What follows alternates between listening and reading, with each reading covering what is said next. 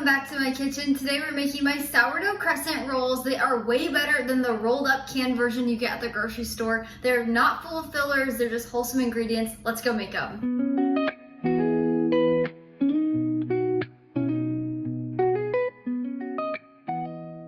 Before we get started with the recipe, you want to make sure your sourdough starter is fed and ready to go. It needs to be active and bubbly so it can rise our dough during the bulk ferment. If you don't know how to feed your starter, just go down to the description below of this video. I have all of my instructions written down there, and then you can also grab my free ebook if you want more help or a written version sent to your inbox. You can find my full written recipe linked down in the description below. Just click the link, it'll take you over to my blog where you can print and save this recipe anytime. I also have tons of serving tips over there and ideas, so definitely go check that out. To get started, you'll need a large mixing bowl, and we'll start by adding 1 3/4 cups of all-purpose flour, as well as 1 teaspoon of sea salt. And then we're just gonna use a spoon, or you can use a bread whisk, and we're gonna mix this to combine. Once you've got the salt and flour mixed together, we'll grab 6 tablespoons of cold salted stick butter. I highly recommend using cold stick butter, not margarine, just because we are looking for a specific texture in these, and you can't get that when it's a margarine or a soft butter. So we're just going to grate this in with a large whole cheese grater. If you don't have one of these, you can just cut your butter into small pieces, and then you can use a fork to crush those pieces of butter into your flour mixture until pea-sized pieces form. But this is a much easier way and my favorite way.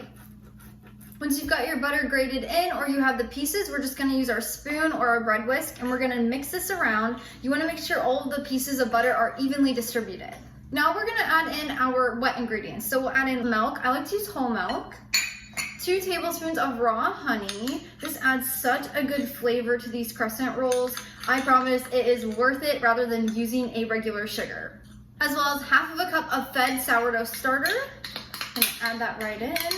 Now we are going to mix our dough to combine, so we want to make sure all these wet ingredients are combined in here. Your mixture is going to be a little bit crumbly. That's exactly what you're looking for, a shaggier dough. Now, when you're done mixing, your dough is going to be shaggy like this. That's exactly what you're looking for. We're going to use our hands to combine this into a dough ball. If your dough does not look like this and it's more wet, that just means your sourdough starter is more hydrated than mine. Not a problem, just add a few extra tablespoons of flour. If the dough is not coming together when you use your hands, that just means your sourdough starter is less hydrated than mine. Not a problem, just add a few extra tablespoons of milk and it will fix the problem. So we're going to use our hands.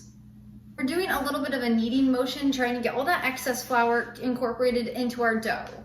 We do not want our dough to be too wet, which is why it's more dry and crumbly, and we use our hands to combine it. But after a few little stirs in here and kneads, we have a dough ball, and we're ready to turn it out on the counter. And then we're gonna knead this for 2 to 3 minutes, or you're more than welcome to use an electric mixer with a dough hook on low speed if you choose.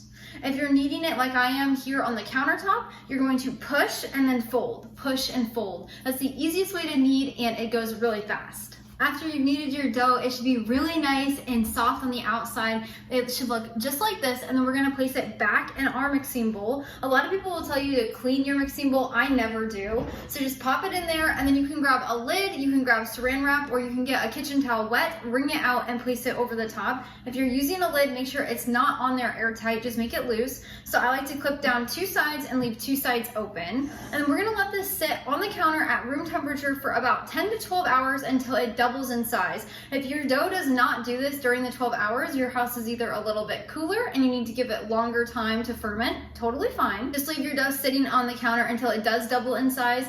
Now, if after 24 hours your dough has done absolutely nothing, that just means your sourdough starter is weak and it needs to be strengthened. Just go down to the description of this video and you can find my troubleshooting tips down there. You'll find all the instructions you need to fix your weak sourdough starter, and then you can retry this recipe again with a strengthened starter. Now, it's about 10:30 in the morning right now, so I'm not gonna want to finish this recipe at 10:30 at night. So whenever this is done bulk fermenting and it's doubled in size, I'm gonna put my lid on airtight and pop it in the refrigerator. You can do a cold storage for up to 48 hours after it's fermented and doubled in size, but I'm just gonna let it sit in the fridge for about 12 hours until I meet you back here in the morning. Good morning, we are ready to continue the recipe. I'll quickly walk you through what just happened. So when I left you yesterday, I let this ferment for 10 to 12 hours on the counter at room temperature. Once it got puffy and doubled in size, I then put a lid on it and popped it in the refrigerator until this morning, until I was ready to continue the recipe. Now, I do want to make a quick note. Whenever you are bulk fermenting the crescent roll dough, it's a little more enriched than like a bread dough would be. So whenever it's bulk fermenting, it's going to double in size, but it's not going to look as puffy or bubbly or fill up the bowl like like a regular bread dough would. But as long as it's puffy and it has grown in size a little bit, then you are good to go to continue the recipe. So to get started shaping, we're gonna grab a sheet pan and line it with parchment paper. And we're also going to lightly dust our countertop with a little flour to prevent any sticking. Then we're gonna turn our dough out. So we are just rolling our dough out to be about 1/4 of an inch thick, 11 by 15 rectangle. You don't have to measure it to be exactly, you're just looking for that 1/4 of an inch thick and about approximately that size. So once you have it rolled out, we're going to grab a pizza cutter and we're going to cut this in half to make 2 rectangles from top to bottom. So we're gonna just cut this in half. You can just eyeball what half is. And then we're gonna slice each rectangle in half vertically, so then we'll have 4. So we're gonna just slice it right down the middle. Again, you can just eyeball it. And then we're gonna slice each of these 4 in half diagonally. So we're gonna make little triangles. So we're gonna start at the top and cut from corner to corner. And we're gonna do that for all of them. We're gonna end up with 8 triangles. Now to the fun part, we're gonna start rolling them. So you should have 8 triangles like this, and we're gonna start on the large end. So the tall end, we're gonna just tuck under and we're gonna roll it pretty tight. And then it should look just like this, just like a crescent roll. And then we're gonna place it on our parchment lined sheet pan. And as you place these crescent rolls on the pan, you wanna make sure the little tail, so the end is tucked underneath and placed on the bottom. That way the weight of the crescent roll sits on it and it doesn't unfold while it's baking. So we're just gonna continue doing this until all of our crescent rolls are rolled. Some of them are gonna be a little bit different size just because of the cuts are not perfect, but that's what makes them unique and fun. When you're done, you should have a pan that looks just like this. Make sure they're about 2 inches apart because we're gonna let them proof and they're gonna get a little puffy. So at this point, you can either continue the recipe or you can pop your sheet pan in the fridge covered with another piece of parchment paper, and you can let them sit in the fridge for about 24 hours. This is great if you would like to make these ahead, but you don't wanna do the entire shaping the next day. So that's just an option, you do not have to do it. I'm gonna continue the recipe like normal. So you're gonna grab a dry kitchen towel and place it over the top.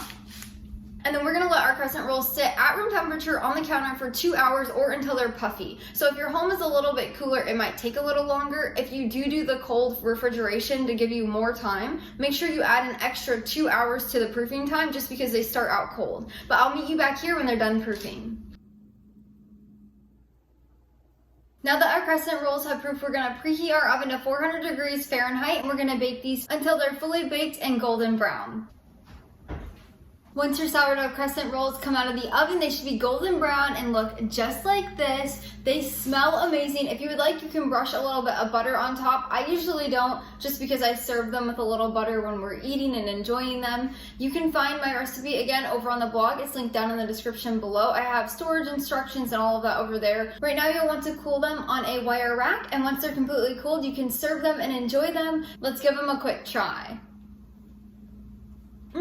They are so fluffy. They are delicious. Look how soft those are. I could eat this entire tray. These are such a good staple, especially during the holidays. Instead of buying the cans of Pillsbury or the cans of whatever brand you like to get, you can make them at home from scratch. They're so much more wholesome and they taste so much better. I'm so glad you could join me today in the kitchen. I hope this recipe finds a special place on your table. But until next time, go love your family and serve God one recipe at a time.